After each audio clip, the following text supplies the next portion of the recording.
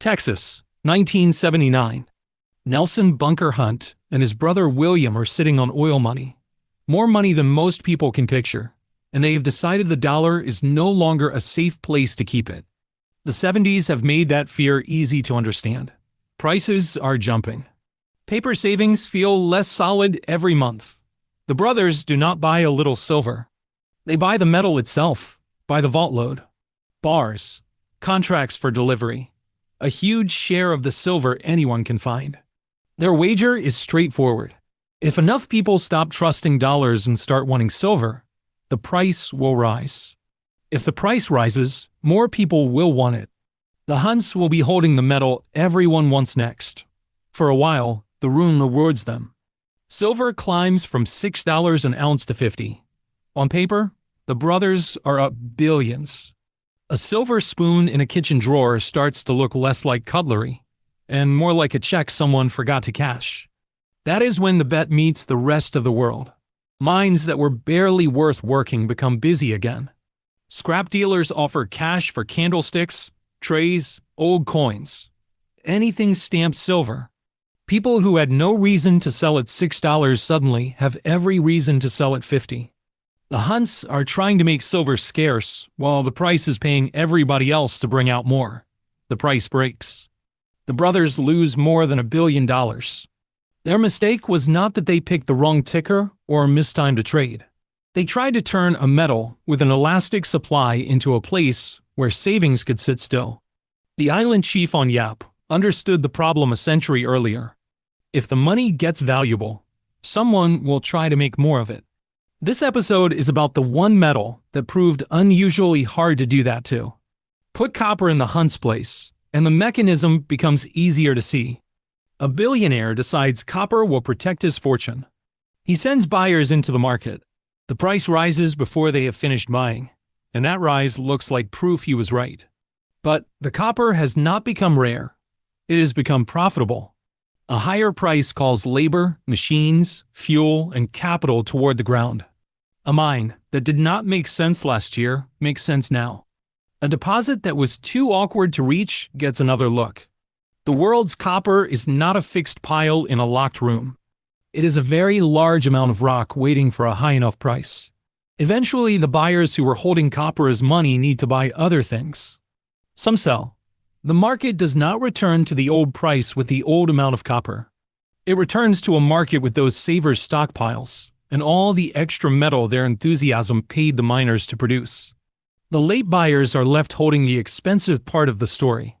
The transfer is plain once the trucks start moving. Savers bid the price up. Producers expand. New supply arrives. The people who wanted copper to store their wealth have financed a great deal of copper production instead. Nobody needs to call a meeting for this to happen. The price is the invitation. A mine foreman sees overtime worth paying for. An investor sees a new pit worth financing. A scrapyard sees metal worth sorting. Each decision is ordinary on its own. Together, they turn a private attempt to save in copper into more copper than the savers wanted. That is the test. A thing can become more valuable when people save in it, but it cannot be a reliable store of value if its makers can answer by flooding the market. Set the two piles beside each other. What already exists, and what can be made this year? Copper's second pile can swell. Gold's usually cannot. Gold has an advantage that begins before money. It survives. It does not rust into nothing, rot in a warehouse, or disappear when a tool has done its work. A bracelet can be melted into a coin. The coin can be melted into an ingot. The metal keeps going. Much of what people dug out of the ground thousands of years ago is still above ground, in jewelry, vaults, drawers, and crowns. That gives gold an enormous first pile. It is not one year's harvest. It is the result of generations adding a little metal, and almost none of it leaving the human world for good. The second advantage is less romantic.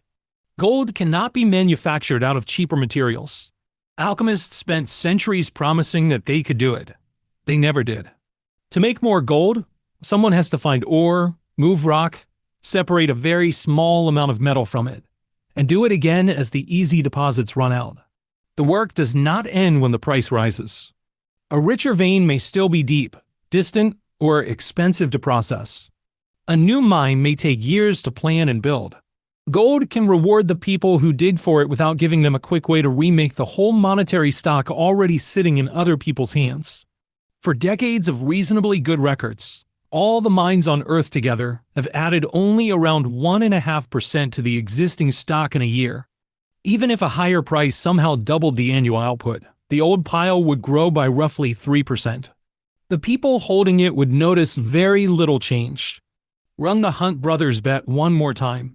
A rush into gold makes mining more attractive, and more mining happens. But the new metal arrives as a trickle beside everything people already own. A rush into copper calls out a flood.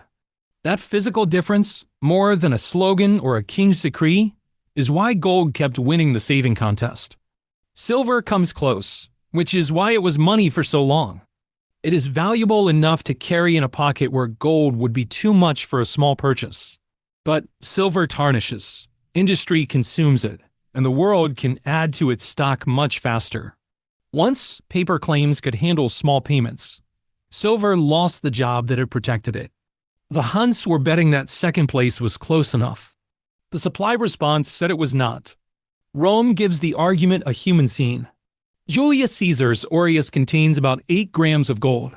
It travels from Britain to the edge of Persia, and for roughly 75 years, the coin holds its weight while the Republic becomes an empire. A merchant can inspect it, weigh it, and know what is in it without trusting the latest speech from Rome. Under Nero, the palace finds a cheaper way to spend than asking people for more taxes. Collect the coins. Melt them.